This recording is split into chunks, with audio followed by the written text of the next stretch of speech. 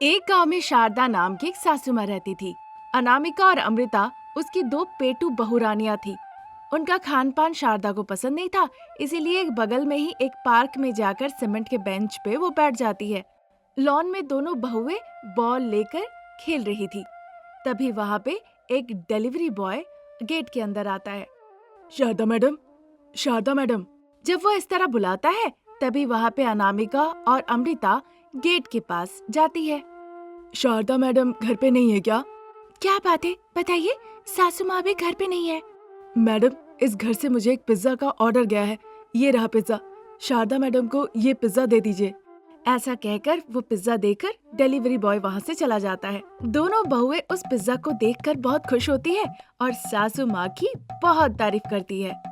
हमारी सास हमसे कितना प्यार करती है ना बहन।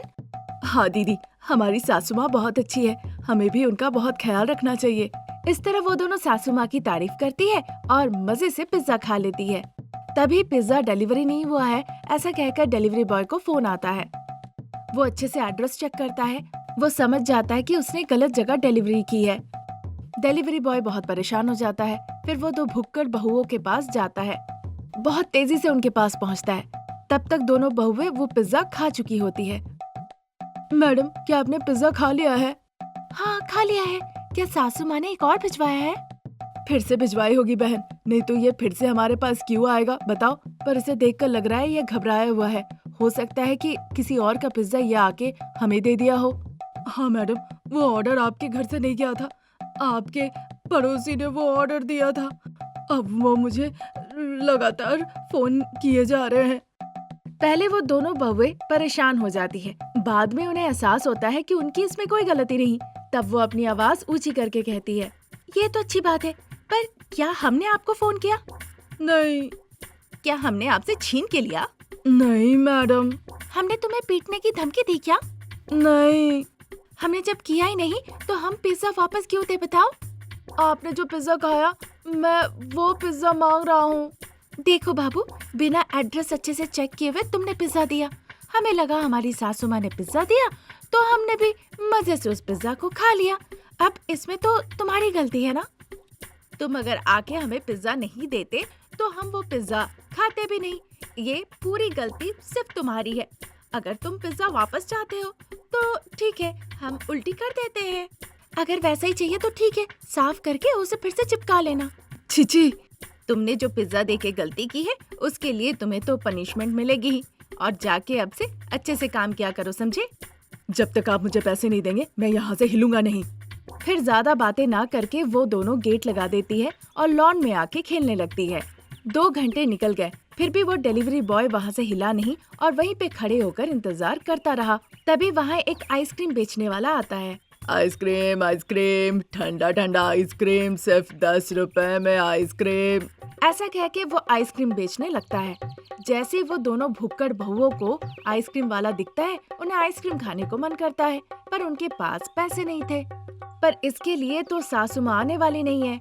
तभी वो आइसक्रीम वाला और तेजी से चिल्ला चिल्ला के वहाँ पे आइसक्रीम बेचने लगता है। अमृता, मुझे आइसक्रीम खाने को मन कर रहा है, पर हमारे पास तो पैसे नहीं है। अगर पैसे होते तो हम आइसक्रीम खरीद के खा सकते थे ना। अरे दीदी, कोई भी पैसे देके आइसक्रीम खा सकता है, पर मैं आइसक्रीम खाऊंगी, वो भी उसे बिना पैसे देकर। बस तुम देख लो। तुम जो कहोगी बहन मैं वो करूंगी, पर जो कहा अगर वो नहीं कर पाई तो मैं जो कहूंगी वो करना होगा। तुम जो कहोगी मैं वही करूंगी दीदी। ऐसा कहकर वो आइसक्रीम वाले को बुलाती है। कहिए दीदी, कौन सा आइसक्रीम चाहिए? वैसे कुछ खास नहीं है चाचा, जब तक मेरा पेट ना भरे, जितना मेरा मन करे मैं उतना आइसक्रीम खाऊंगी। आखिर में आप पैसे ले लेना, ठीक है? ये सुनकर आइसक्रीम वाला खुशी से झूम उठता है। एक के बाद एक वो आइसक्रीम देते रहता है। अमृता भी सारे आइसक्रीम खाती है। पूरा 1 घंटा ऐसे ही निकल जाता है। अब सारा आइसक्रीम खत्म हो जाता है तो ठेले वाला पैसे मांगने लगता है। दीदी अनामिका, मैं जीत गई हूँ। अब आपको वही करना होगा जो मैं कहूँगी। पैसे देने के अलावा जो भी करने को कहोगी मैं करने को तैयार हूँ। पेटू बहुएं अब पैसों के लिए एक दूसरे से लड़ने लगती है। ये देखकर वो पिज्जा बॉय हंसने लगता है। वो आइसक्रीम वाला बहुत कंफ्यूज्ड हो जाता है। 2 घंटे ऐसे ही निकल जाते हैं। फिर उस इलाके में पानी पूरी वाला आता है। उनका सारा पानी पूरी भी वो दोनों बहनें मिलके खा के खत्म कर देती है। अब पैसे के लिए वो भी आइसक्रीम वाले के बगल में जाके खड़ा हो जाता है। फिर 2 घंटे निकल जाते हैं। वहाँ पे साइकिल से एक समोसा बेचने वाला आता है। उनके समोसे भी वो खा लेते हैं। अब वो समोसा वाला भी पानी पूरी वाले के बगल में जाके खड़ा हो जाता है। तब तक शाम हो चुकी थी। शारदा जो बाहर गई थी वो घर लौट आती है। वो इस तरह लोगों को खड़े देखकर शॉक हो जाती है। तभी वो पूछने लगती है, बहू, ये लोग कौन हैं और हमारे घर के सामने क्यों खड़े हैं? सासू माँ, एक पिज्जा वाला है, एक आइसक्रीम बेचने वाला, एक पानी पूरी बेचने वाला और एक समोसा बेचने वाला। पर ये हमारे घर के सामने क्यों खड़े हैं? इसमें मेरी कोई गलती नहीं, सारी गलती अमृता की है। पूछने से पहले ही कह रही हो। इसका मतलब जो कुछ हुआ है उसकी कहानी लिखना, डायरेक्शन देना, पूरी चीजें तुमने की है।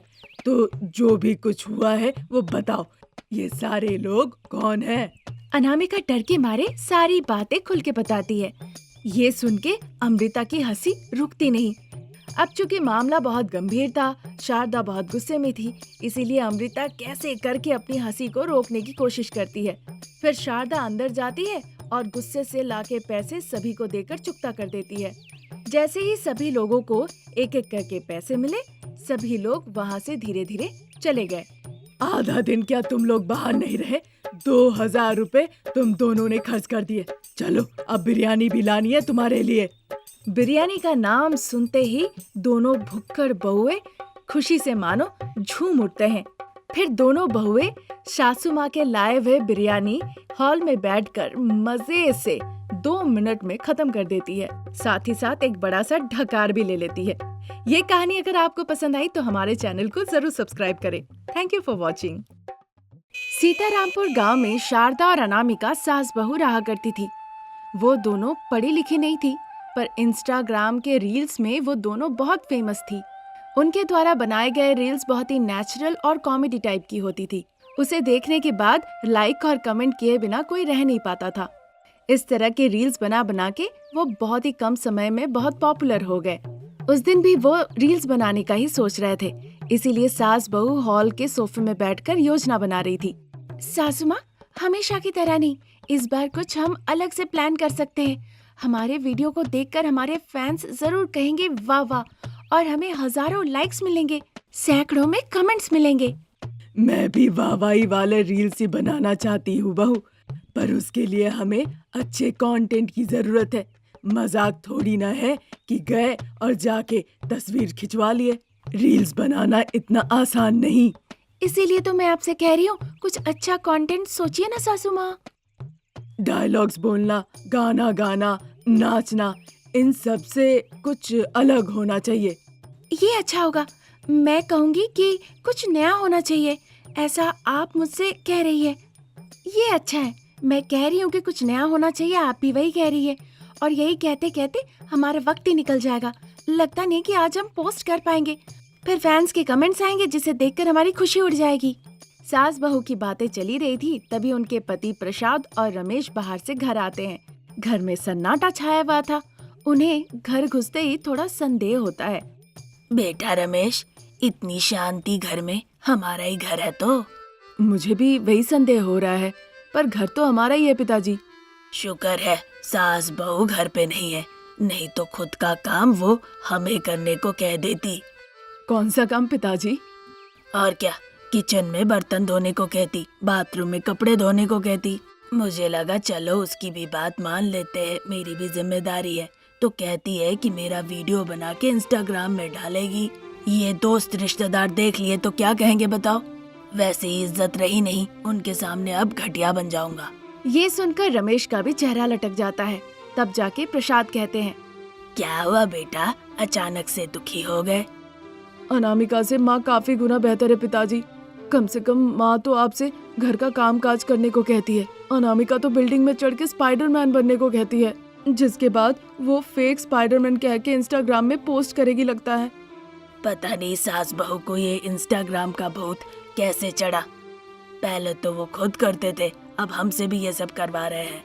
छोड़िए पिताजी, लगता है सास बहू अभी घर पे नहीं है। चलिए हम थोड़ा आराम कर लेते हैं। ऐसा सोच के वो सोफे पे आके अंदर बैठते हैं। वो देखते हैं सास बहू बातें कर रही है।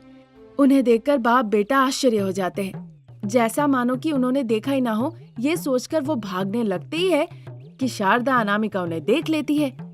फिर उन्हें बुलाती है। ये बाप बेटा आया क्यों और जा क्यों रहे हैं? इसमें क्या है सासू माँ, उन्हें लगा हम घर पे नहीं है, इसीलिए खुशी खुशी वो घर आए। जैसे उन्होंने हमें देख लिया तो उनका चेहरा बन गया और वापस जाने लगे। सही कहा ना पिताजी। अनामिका की ऐसी बातें सुन के प्रसाद थोड़ा घबरा जाते हैं।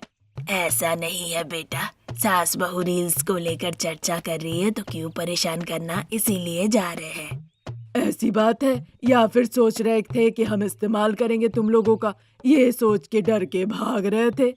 शारदा जब ऐसा कह ही रही थी, पड़ोसी पार्वती वहाँ आती है। फिर शारदा, अनामिका और पार्वती तीनों मिलके नदी किनारे जाती हैं। फिर वहाँ एक जगह जाके रुकती है। सास बहू रील्स के बारे में परिकल्पना कर रही थी कि उन्हें एक गाय की पूंछ पकड़ के हवा में उड़ते हुए आगे बढ़ना है। इसमें बहुत खतरा है शारदा, मेरी बात मानो। रिस्क लेने में बहुत मजा आता है पार्वती। देखो, गाय जब भागेगी और हम उसके साथ उड़ेंगे तो कितना मजा आएगा। फिर पार्वती ने कुछ नहीं कहा और सीधा गौशाले के पास चली गई। वहाँ एक गाय जो घास खा रही थी, उसे लेकर वो नदी किनारे आती है। फिर वो एक बड़ी सी छड़ी लाके उसकी पूंछ में मारती है। बस, और क्या, गाय भागने लगती है।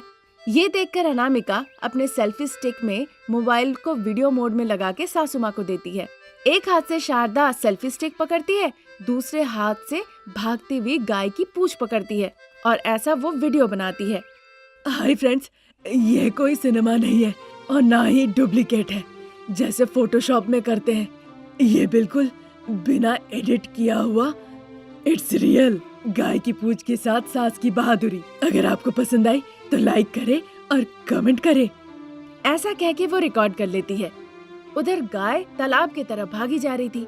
शारदा गाय की पूंछ छोड़ देती है। फिर बिना गिरे अपने बैलेंस को कंट्रोल करते हुए वो सीधा खड़ी हो जाती है। ये देखकर अनामिका और पार्वती जोर जोर से तालियां बजाने लगती है। उसके बाद शारदा, अनामिका और पार्वती एक सांप के बिल के पास जाती हैं। सांप के बिल में क्या करोगी? सांप को मैं उसके बिल से बाहर निकालूंगी। खतरनाक है, सावधान रहना। वीडियो बन जाने के बाद बुलाना मुझे। ऐसा कह के डर के मारे पार्वती भाग जाती है। पहले शारदा बिल में झांक के देखती है, उसे सांप नहीं दिखता। फिर अनामिका कैमरा ऑन करती है और वीडियो रिकॉर्ड करने लगती है। हाय दोस्तों, अब मैं साहसिकता दिखाने जा रही हूँ। मैं सांप के बिल से अपने हाथों से सांप निकालने जा रही हूँ। आप देखते रहिए। ऐसा कह के शारदा बिल में हाथ डाल देती है। फ्रेंड्स, मैंने हाथ डाला बिल में, पर अभी तक सांप को नहीं छू पाई। लगता है सांप बाहर चला गया है। जब वो ऐसा कह ही रही थी, दूसरे बिल से सांप बाहर निकल आता है। ये देखकर सास बहू डर के मारे वहाँ से भाग के एक पेड़ के नीचे चली जाती है।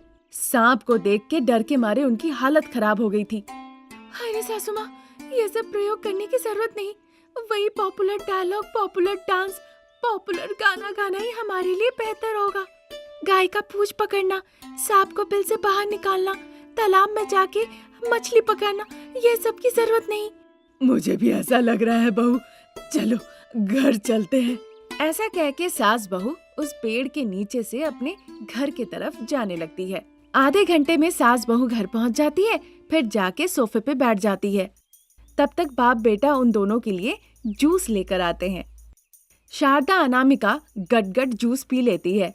थोड़ी देर बाद अनामिका हंसने लगती है और फिर तालाब में और बिल में जो कुछ हुआ वो सब बताती है। ये सुन के वो दोनों जोर जोर से हंसने लगते हैं। शारदा ये सब देखकर अपना मुंह लटका लेती है।